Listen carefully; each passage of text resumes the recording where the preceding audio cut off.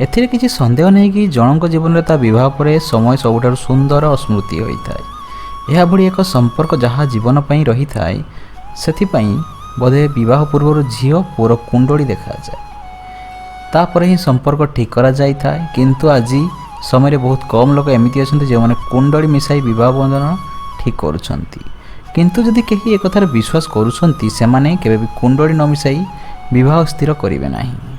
झीर कुंडली ता जीवन भविष्यत उपर प्रभाव पकाई थाए।